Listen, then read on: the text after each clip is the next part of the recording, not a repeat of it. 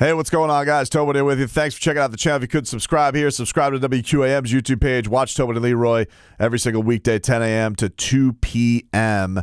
And appreciate you guys checking us out. It means a lot to me. Chris Grier just got done talking. I was just in studio listening to the Dolphins GM get done with the media. Was very excited about this. A lot of topics to obviously dive into with Christian Wilkins and Noah Benogany getting traded.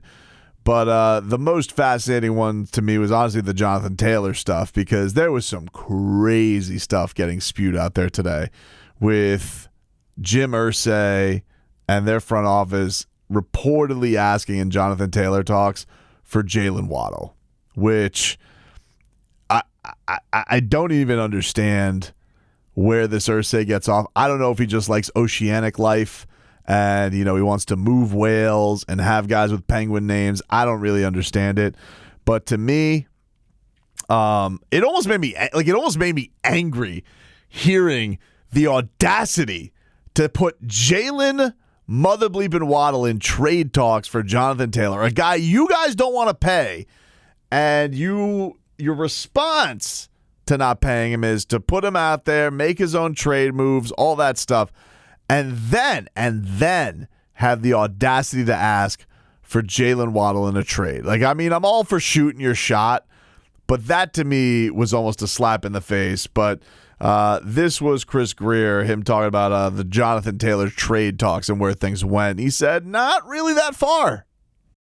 How close did something come to happening with the Colts? Just please tell us everything, please. Oh, okay. So, well, why don't you just ask Mike's daughter? She would have told you.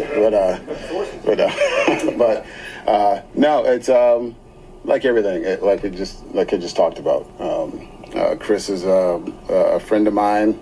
We've had conversations, and again, there was a lot of exploratory talks. I can say there were no exchange of offers from either one of us. It was just general talks. So, a lot of the stuff was reported, I could tell you guys, is 95% of it's wrong.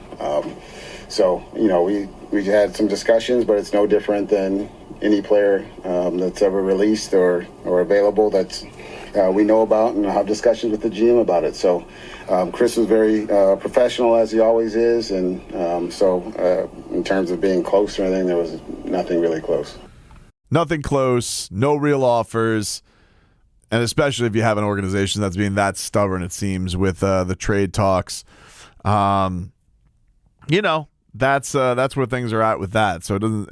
Look, what are you supposed to do? As I said this yesterday with the Dolphins thing, it's like, how can any Dolphin fan get frustrated with the Jonathan Taylor trade talks when you probably know you're dealing with a loose cannon, crazy person owning that front office? I can't get at Chris Greer. We know Chris Greer likes to take home run cuts. We know that he likes to dig into the batter's box and take some big hacks at things. So when that doesn't happen, if a trade does, I think you're so used to with the Bradley Chubb, with the Tyreek, you're so used to the trades happening.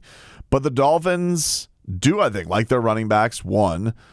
And if they could get an elite player on the cheap skis, and I mean that from an asset standpoint, yeah, we know that they'll pay money for guys too.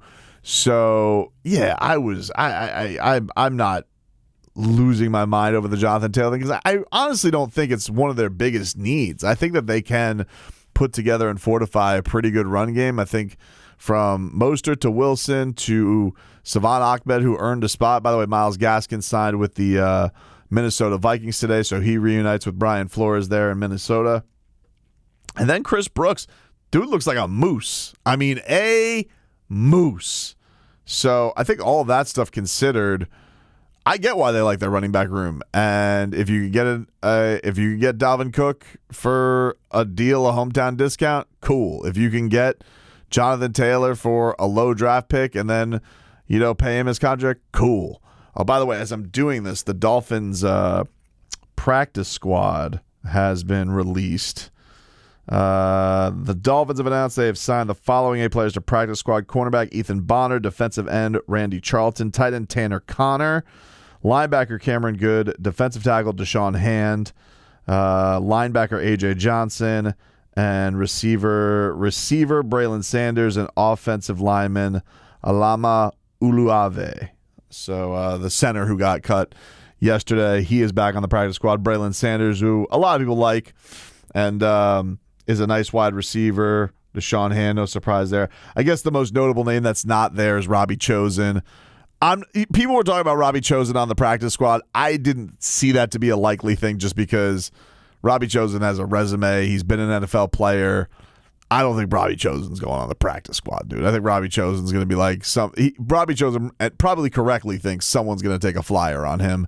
So I didn't think that practice squad was likely for Robbie Chosen. So not surprised to that. Everybody else, Tanner Connor's back on the practice squad where he lost out the 53 job basically to Julian Hill, but is get to stay at the facility. But anyway, Chris Grier was asked about the Jaylen Waddle thing, which props to the Dolphins media for asking this. And Chris Grier not only said that they weren't going to trade Jaylen Waddle, he was like, I don't think I'll trade anybody for Jaylen Waddle. He said 95% of what's reported is inaccurate, so I got to ask you, did the words Jaylen Waddle come out of Chris's mouth? Again, I'm not going to go into discussions that were talked about with stuff, but God, man, you're a dog on this, huh?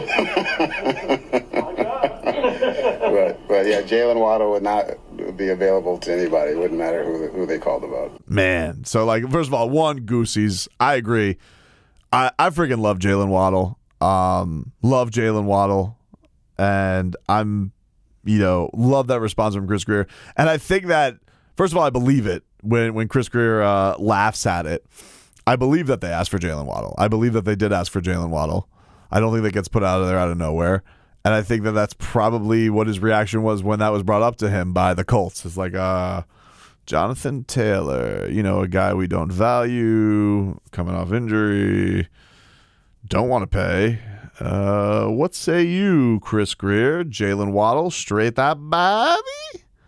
No, dude, come on. You can't. What are we talking about here, Jeremy? Jeremy say, what in the world are you doing, dude? You're trying to move whales. You won't pay your running backs. You're talking about grim death when it comes to the NFL.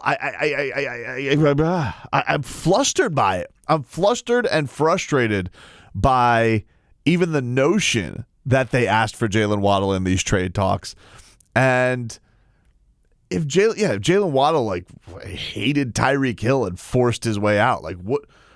I wouldn't give up Jaylen Waddle for 2 first-round picks around the league right now with how good that guy is at his age. Getting him on what is he, one of those valuable trade assets around the league right now? And you're trying to get a guy who's disgruntled at the least valued position and you clearly hate, and you're like, who we think we should get for the player that we don't like? Your favorite player. I'm like, all right, well, I guess we're not being serious. We're not, at that point, it's like you're Chris Grier and you're doing negotiations with the toddler. Mike McDaniel mentioned how his 2-year-old's like Adam Schefter. That's what it's like. He might as well be doing negotiations with Jim Irsay's grandbaby, and be like, what do you want for Jonathan Taylor? And then it just poops on the phone. That's would have been a more useful trade talk than what do you want for Jonathan Taylor? Jaylen Waddle. It's like, would have preferred you just crapping your pants on the phone, Jim Irsay, or Jim Irsay's grandkid. Honestly, what? Wow, unbelievable. The other piece of news, I would say the other notable things, nothing too juicy out of the Noah trade. He was like, the Cowboys were into him, so there's that.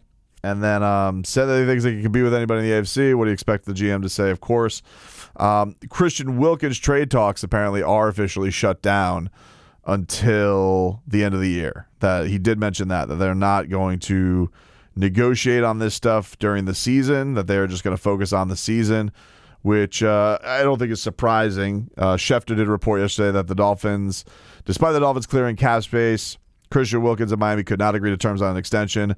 Wilkins' team was not agreeable to the guarantee structure of the contract proposal. There were teams that reached out to the Dolphins to try and trade for Wilkins.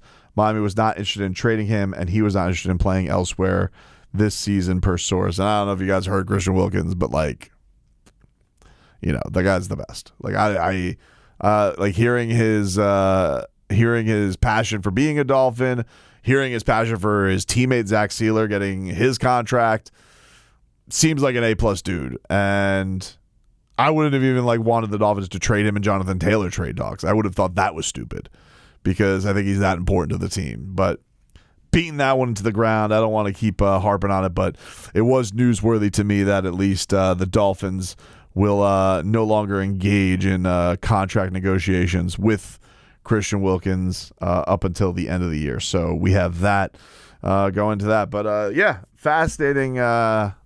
fascinating press conference from Chris Greer and the whole Jaylen Waddle saga that was out today. I really hate you for that, Jim Irsay.